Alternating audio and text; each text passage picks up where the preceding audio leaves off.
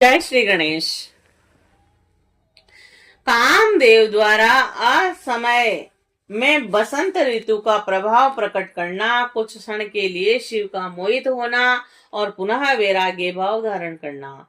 ब्रह्मा जी बोले, शिव जी की माया से मोहित होकर वह मां अभिमानी तथा मोह उत्पन्न करने वाला काम शिव के समीप जाकर बसंत ऋतु के गुण धर्म को फैलाता हुआ वहां स्थित हो गया। हे मुनीश्वर, बसंत का जो प्रभाव है वह महेश के तप स्थान और औषधि शिखर पर सभी ओर फैल गया। और हे महामुने, हे मुनीश्वर, बसंत का जो प्रभाव है वह महेश के तप स्थान औषधि शिखर पर सभी ओर फैल गया। और हे महामुने, ये मुनीश्वर, वहां उसके प्रभाव से पापों के वन और विशेष रूप से पुष्पित हो उठे और अशोक की वाटिकाओं में सहकारों के कामोदीपक तथा सुगंधित पुष्प विराजने लगे। बोरों से गिरे हुए कुमुद के पुष्प विशेष रूप से कामावेश को बढ़ाने वाले हो गए और उस समय कोयलों का कलवर काम को अत्यधिक उद्दीपित करने वाला सुरमय, मनोहर और अति प्रिय हो गया। और हे मुने, भोरों के अनेक प्रकार के शब्द होने लगे और जो सबके मन को हर लेने वाले तथा काम वासना को उत्तेजित करने वाले थे। चंद्रमा की मनोहर जो तृष्णा चारों ओर फैल गई और वह कामिनियों तथा कामिनियों की दूती के समान हो गई। और वह जो तृष्णा मानी जनों को रति आदि के लिए प्रेरित तथा रति काल को और भी उद्दीप्त करने वाली थी। हे साधो, उस समय विरहहीन जन के लिए अप्रिय सुखकारी वायु बहने लगी और इस प्रकार काम द्वेष को बढ़ाने वाला वह वसंत का विस्तार वहां वन में रहने वाले मुनियों के लिए भी अत्यंत असह्य हो गया। और हे मुने, उस समय जड़ पदार्थों में भी सब काम का संचार होने लगा। तब सचेतन प्राणियों की कथा का किस प्रकार वर्णन किया जाए। और इस प्रकार सभी प्राणियों के लिए काम को उद्दीपित करने वाले उस वसंत ने अपना अत्यंत दुस्सह प्रभाव उत्पन्न किया।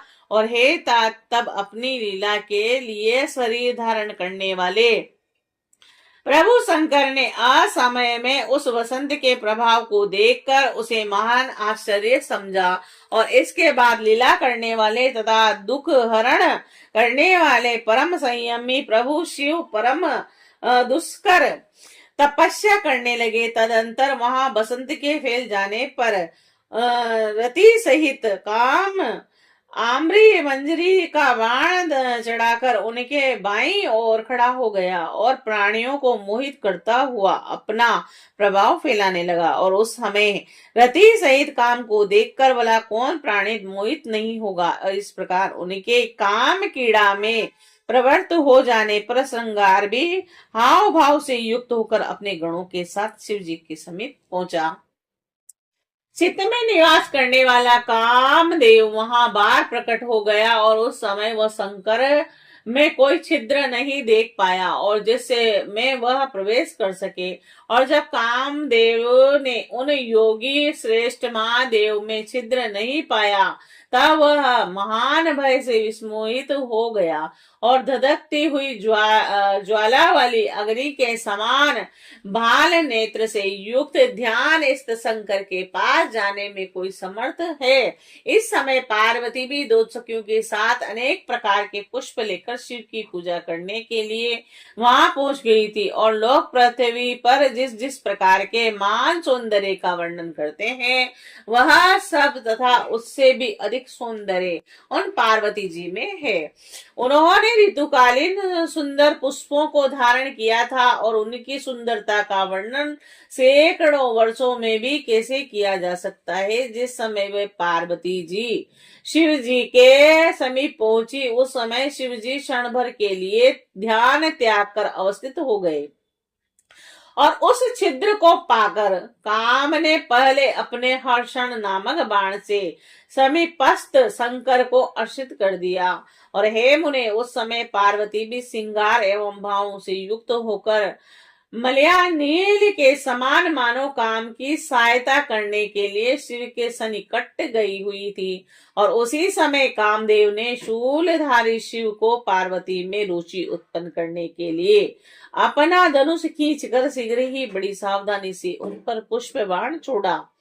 जिस प्रकार पार्वती नित्य निरंतर शिव जी के पास आती थी, उसी प्रकार आकर उन्हें प्रणाम कर कर उनकी पूजा कर वह उनके सामने खड़ी हो गई।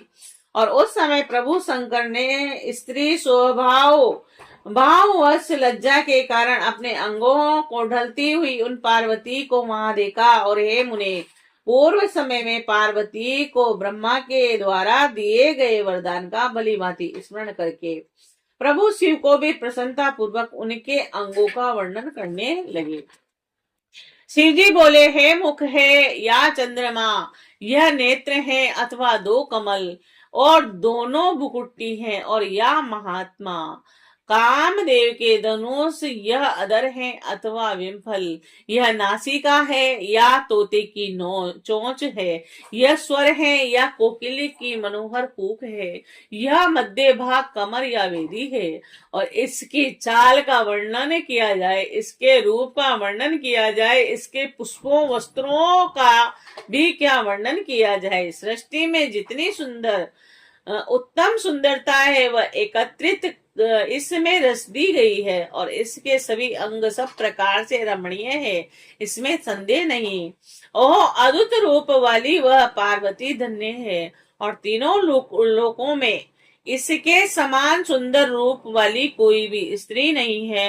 अद्भुत अंगों को धारण करने वाली वह लावण्य की निधि है, यह मुनियों को भी मोहने वाली और महासुख को बढ़ाने वाली है। ब्रह्मा जी बोले, इस प्रकार बार बार उनके अंगों का वर्णन करके शिव जी ब्रह्मा को दिए गए वरदान का स्मरण कर मौन हो गए। और उस समय जो ही शंकर जी ने उनके वस्त्रों का स्पर्श किया, वे पार्वती स्त्री स्वभाव के कारण लज्जित होकर कुछ दूर चली गई। और हे मुने, अपने अंगों को छिपाती हुई तीक्ष्ण कटाक्षों से बार बार शिव जी की ओर देखती हुई वह शिवा महामोदक के कारण मुस्कुराने लगी। और उनकी इस चेष्टा को देखकर शंकर जी मोह में पड़ गए। और तब महान लीला करने वाले महेश्वर ने यह वचन कहा, जब इसके दर्शन मात्र से इतनी अधिक आनंद प्राप्त हो रहा है, तब यदि मैं इसका सामीप्य प्राप्त करूं तो कितना सुख प्राप्त होगा। इस प्रकार क्षण भर विचार कर गिरिजा की प्रशंसा करके वह महायोगी बोध युक्त हुए और विरक्त हो बोले, यह कैसा विचित्र चित्र हो गया। क्या मैं मोह को प्राप्त हो गया, प्रभु तथा ईश्वर होकर भी काम के कारण में विकार युक्त हो गया। मैं ईश्वर हूँ, और यदि दूसरे के अंग स्पर्श की मेरी यह इच्छा है, तो अन्य अक्षम तथा शूद्र पुरुष क्या क्या अनर्थ नहीं करेगा। इस प्रकार वैराग्य को प्राप्त कर कर उन सर्व आत्मा ने पर्यक एवं आसन का परित्याग कर दिया, क्योंकि क्या परमेश्वर पतित हो सकता है। श्री शिवाय नमस्तुभ्यं। श्री